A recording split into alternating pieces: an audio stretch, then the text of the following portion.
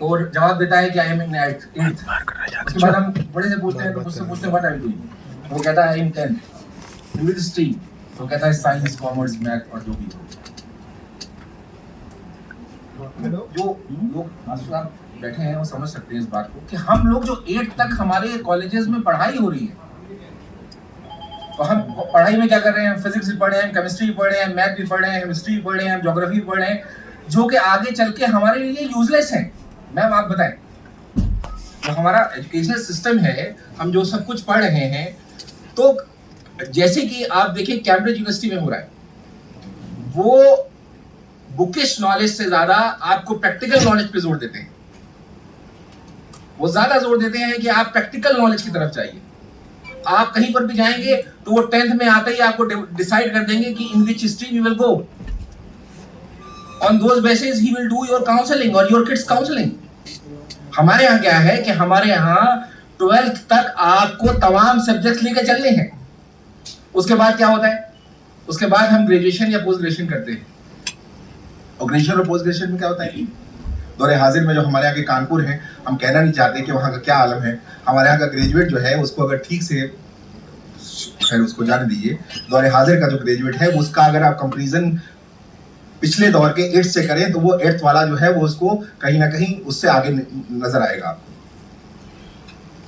तो जरूरत यह है कि हमारे पूरे एजुकेशनल सिस्टम में जो है वो चेंजेस लाए जाएं। जैसे सच्चर कमेटी ने कहा कि हमारे यहाँ सिर्फ 2% मुस्लिम्स आर एजुकेटेड, और 2% मुस्लिम्स में भी 2% उसमें बहुत कम तादाद ऐसी है जो हमारी लड़कियों की है। हाउ मच, मैं अब क्योंकि उलमा भी बैठे हुए हैं, मैं कहता हूं कि how much we are spending in जलसे जुलूस प्रोग्राम्स। मैंने एक कानपुर का एक रिव्यू किया था, तो इन साल भर के अंदर हमारे यहाँ जो आरास की महफिलें होती हैं, जो जुलूस और जलसों के प्रोग्राम होते हैं, अगर हम उस एक प्रोग्राम के अंदर 10,000 रुपए जोड़ लें और आपके कानपुर में 1,000 प्रोग्राम होते हैं, तो हम तकरीबन 10 लाख रुपए ऐसे प्रोग्राम पे सर्व कर देते हैं कि जिसपे बैठने वाला ऑडियंस ये कहता है कि हम जुलूस में गए थे, मौलाना साहब ने तकरीर तो की, बहुत ही अच्छी तकरीर की, लेकिन क्या कहा ये पता नहीं। Then why are you spending your money in educational institutes? You have to spend. देखिए कोई और नहीं आएगा हमको अपलिफ्ट करने। If we want to uplift our society, then we have to do something for our society. होता क्या है, दौरे हाजिर में हम और तमाम चीजों में तो बहुत काम करें, लेकिन हम क्वालिटी एजुकेशनल के ऊपर वर्क ही नहीं कर रहे। और ये कहां से मुमकिन होगा? ये खानकाहों से मुमकिन होगा, ये मदारिस से मुमकिन होगा। देखिए जब भी कोई इनकलाब बपा होगा तो इन खानकाहों और मदारिस से ही बपा होगा। खानकाहें सिर्फ उर्स करके अपनी जिम्मेदारी से बराए जिम्मा न हो, और मदारिस सिर्फ आलिम और हाफिज तक महदूद न रहें। जब तक ये हमारा आलिम और हाफिज एक अच्छा डॉक्टर इंजीनियर नहीं बनेगा, मुस्लिम मुआशरे का अपलिफ्टमेंट मुमकिन नहीं है। इसलिए दीनी और असली तालीम पैरेलल चलाई जाए और उस पर हम सब मिलजुल के बैठ के काम करें, और जब हम सब इंशाल्लाह इस पर काम करेंगे तो तकरीबन मुझे लगता है कि if we will start from today then it will take at least 50 years. हम अक्सर कहते हैं कि चाइना बहुत तेजी में तरक्की कर रहा है, हिंदुस्तान पीछे रहेगा। क्या वजह है? हमारे यहाँ जबान पे बहुत जोर दिया जाता है। हमारे यहाँ बेहतर शख्स वही है जो इंग्लिश बोल ले, इस्लामिक माशरे में अच्छा शख्स वही है, बड़ा आलिम वही है, बड़ा पीर वही है जो उर्दू अच्छी बोल ले। क्या हिंदी बोलने वाला एक अच्छा इंसान नहीं हो सकता? मैंने किसी जमाने में शायर साहब एक शेर कहा था कि कल सखी ख्वाब में देखा पिया का गांव रे, और काटे जहां के फूल और धूप जहां की छांव रे, और सबसे सरल भाषा वही, सबसे मधुर बोली वही, जो बोले नैना बावरे और जो समझे सैया सांवरे। बहुत खूब, बहुत खूब। अब इन तमाम चीजों में प्रॉब्लम्स कहां क्रिएट हो रही है? वो क्रिएट हो रही है हमारी अना जो आ रही है।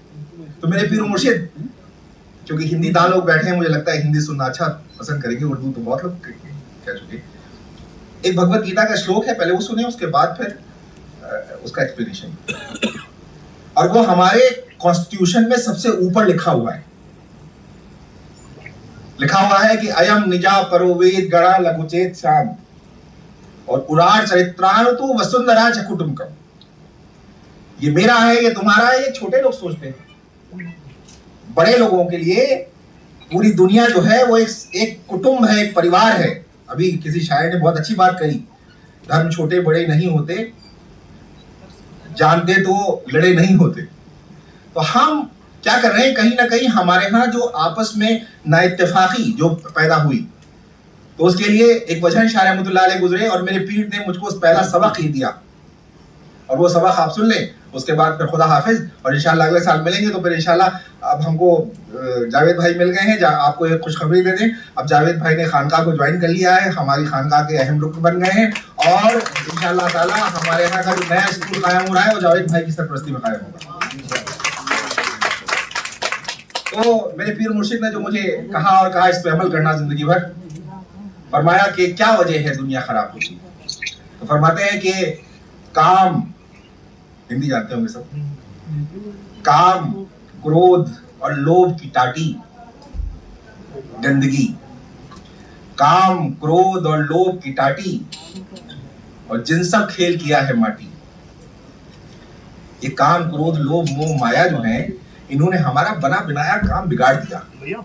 मैं उससे ऊंचा हूँ, वो मुझसे छोटा है, मैं उससे बड़ा हूँ, मैं ज्यादा एजुकेटेड हूँ, मैं किसी बड़ी खानदान से ताल्लुक रखता हूँ। तो रसूलुल्लाह सल्लल्लाहु अलैहि वसल्लम आखिरी खुतबे में फरमाते हैं कि यार अरबी को अजमी पर, अजमी को अरबी पर, काले को गोरे पर, गोरे को काले पर, सब बात खत्म हो गई, सब बराबर, ऑल आर इक्वल। लेकिन हमने नहीं माना आज तक झगड़े हो रहे हैं इस पर। तो कहते हैं वजन शाह के काम, क्रोध और लोभ की माटी, और जिन सब खेल किया है माटी, काम, क्रोध और लोभ की टाटी, जिन सब खेल किया है माटी, और जब लग लगे ना प्रेम की गासी, तब लग मिले कहां विनाशी। जब लग लगे ना प्रेम की गासी, तब लग मिले कहां अविनाशी। और उसके लिए फरमाते हैं कि क्या करना पड़ेगा, दया इश्क में अपना मकाम पैदा कर, नया जमाना नहीं सुबह शाम पैदा कर, तेरा तरीक अमीरी नहीं फकीरी है, खुद ही ना बेच गरीबी में नाम पैदा कर। और उसके एग्जाम्पल था, मैं भी उनके सवाल पढ़ आ गई, कहाँ से आए और कहाँ गए, उसके बाद बेसिक एजुकेशन में उन्होंने क्या किया, उन्होंने ताउन किया, उसको आप जब देखेंगे तो समझ में आएगा कि ऐसा नहीं है। हम कहते हैं हम कैसे कर सकते हैं, जब वो कर सकते हैं तो हम भी कर सकते हैं। बहुत अच्छे। तो फिर उसको क्या हिंदी में क्या कहते हैं कि जब लग लगे ना प्रेम की गासी, तब लग मिले कहाँ विनाशी। और जो आपके नसीरुद्दीन साहब ने करके दिखाया कि जब लग तन नहीं जरत और मन नहीं मर जात, जब तक हम नफ्से अम्मारा की मंजिल से गुजर के नफ्से लव्वामा की मंजिल को पार करके नफ्से मुतमइन्ना की मंजिल पे ना पहुंच जाए, जब तक क्या होता है, फरमाते हैं कि जब लग तन नहीं जरत और मन नहीं मर जात, तब लग सूरज शाम की वजहन कहां दिखा, तब तक कहां मुमकिन है आप हकीकत से रूशराज हो सके। तो इसलिए जरूरी हमारे भाइयों, मेरे अजीजों, ये है कि हम सब मिल के कुछ काम करें। और मैं आपको बताऊं कि मैंने जब पढ़ाई शुरू की तो पहले मैंने MCA किया, इंजीनियरिंग की, उसके बाद फिर MBA एक बड़ा renowned college Indian ISB school से किया, बिजनेस स्कूल से। उसके बाद फिर एक लंदन के बैंक में काम किया। लेकिन फिर मेरे पीर मुर्शिद का विसाल हुआ, तो एक शेर है, मैं उसको बार बार पढ़ता हूँ अपने लिए और उसे इख्तिताम करना चाहता हूँ कि वो अजब घड़ी थी कि जिस घड़ी, वो अजब घड़ी जिस घड़ी लिया दर्स नुक्ता इश्क का, लेकिन वो तमाम जो इल्म नाक़िस था जो मैंने किताबों से पढ़ा, वो सब हेज हो गया जिस दिन मैंने अपने पीर मुर्शिद की बारगाह में बैठ के ज़ानुए अदब तय किया और उन्होंने कहा कि बेटा इस राह पे चलो, ये जिनकी सारी आजिज़ी की जो राह है, इसमें हो सकता है तुम वो जो पैकेज वहाँ मिलता हो वो ना मिले, लेकिन ज़िंदगी में सुकून ज़रूर हासिल कर लोगे। बहुत खूब। जब घड़ी थी कि जिस घड़ी लिया दर्स नुक्ता इश्क का, वो किताब अक्ल किताब पर जो धरी थी यूं ही धरी रही। खबरे तहय्युर इश्क सुन, न जुनू रहा न परी रही, न तो तू रहा न तो मैं रहा, जो घड़ी सो बेखबरी रही। बहुत खूब। और चली गैब सिम से एक हवा के चमन सुरूर का जल गया, मगर चली गैब सिम से एक हवा के चमन सुरूर का जल गया, मगर एक शाख निहाल गम जिसे दिल कहें वो हरी रही। बहुत खूब, क्या बात है। और वो जब घड़ी थी कि जिस घड़ी लिया दर्स नुक्ता इश्क का, वो किताब अक्ल किताब पर जो धरी थी वो धरी। बहुत अच्छे। अस्सलाम वालेकुम व रहमतुल्लाह। बहुत बहुत शुक्रिया कि आपने मुझे जैसे नाचीज